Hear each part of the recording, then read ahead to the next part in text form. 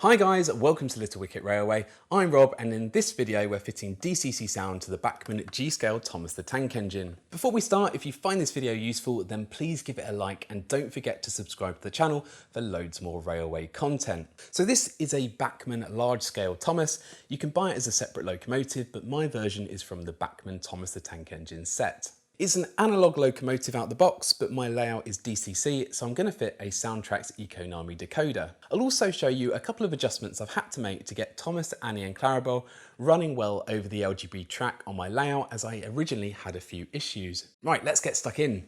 This is the Bachmann G-Scale Thomas, and this is the Soundtrax Econami Eco 200 sound decoder that I'm going to install. And it's the 8-pin Steam version. They're really reasonably priced, loads of functionality, but the main reason for choosing it is because it's got the motor stall current of 2 amps, which is ideal for these smaller G-Scale models. And it takes a 2-watt 8-ohm speaker, and that's what I've got here, as supplied by Road and Rails. So, step 1 is to remove the 8 screws that secure the body shell onto the chassis. Here are the 8 screw points on the underside of the body, and to speed up the video, I've already removed them and you can see them in the pile of screws down here. Next step is to lift off the body, which comes up and slides forward, and as you can see, we've got loads of space to work with in here. Over here we've got a small circuit board which sits between the pickups and the motor, and it has a switch which is accessed from the underside, and on analog this just reverses the direction of the motor. The flat disc component on top is actually a self-resetting fuse which cuts out at 1.35 amps and means that the 2 amp capacity of the decoder should be fine. Right, let's get the decoder out. There is loads of space for this in here, and then maybe the speaker can just go on top, and it should all fit in really easily. So let's get installing. I don't like to mess around with the wiring in models too much if I can help it. So even though this switch isn't going to be used when we convert it into a DCC model, I am still going to keep it along with the fuse, and then we're going to wire the decoder in between the switch and the motor. So over on this side we've got the 2 red and 2 black wires going to the pickups, and on the other side we've got the 2 wires going to the motor. It's these motor wires that we're going to desolder from this switchboard because they're going to be connected to the orange and grey wires on the decoder. And we're going to connect the red and black wires on the decoder to this switchboard.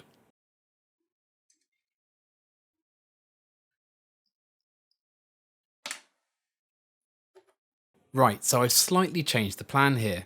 I was going to connect the decoder directly to the switch PCB, but given that we've got plenty of space to play with, I've decided to use an 8-pin harness socket instead, which I can plug the decoder into. And this means that it'll be really easy to switch this back to being an analog locomotive in future by putting a blanking plate into the socket rather than a decoder. So instead of connecting the red and black wires from the decoder directly to the switchboard, all this means is that I've connected the red and black wires on the harness instead. And now I just need to solder the wires coming from the motor onto the harness alongside the black and red wires. I'll put a wiring diagram on the screen for an 8-pin harness so you can see what connects up where. This Thomas doesn't have anything apart from the motor outputs to wire up, no lights or anything like that, so we won't be using the function output, so it's just the 4 wires. I've noticed that the motor has a number of diodes and capacitors connected to it, and normally I'd be tempted to remove these, but in this case they seem to be quite well integrated into the motor connections, so I think I'll see how it runs first and only remove them if I have issues. Again, the less I can interfere with the model's original wiring, the better. The final bit of soldering required is to connect the 2 wires coming off the speaker to the 2 purple wires coming off the decoder, and it doesn't matter which way round these go. I'm going to shorten the wires a bit and solder them together in the middle, and then protect the join with a piece of heat shrink. So that's all the soldering done. Let's plug in the decoder and neaten everything up. The first thing to do is wrap any exposed pins on the harness in Kapton tape to stop them accidentally making contact with anything metal and shorting out. These decoders come pre-wrapped, so we don't need to worry about insulating anything on them. We just need to tidy up all the wires around the decoders with a bit of tape. There's plenty of wires for functions on these decoders, and normally I'd remove any unused wires to keep things neat and save space, but we've got plenty of room here, so I'm going to leave them.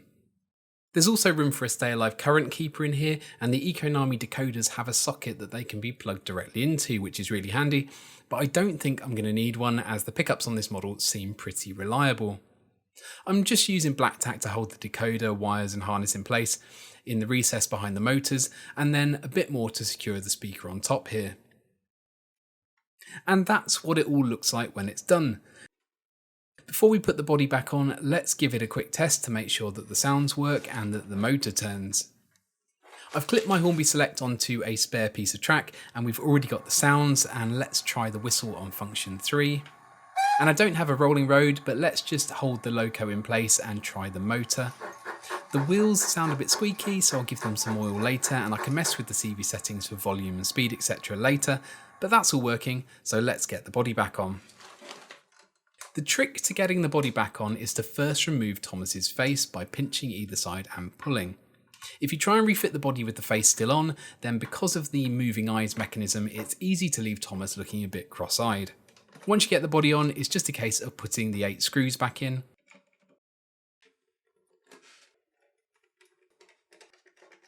Then to refit the face, you need to centre the eyes and align the sticks that come out the back so that they slide between the guide pins. Then just push it back into place. So that's Thomas DCC sound fitted. Let's go try him out on the layout.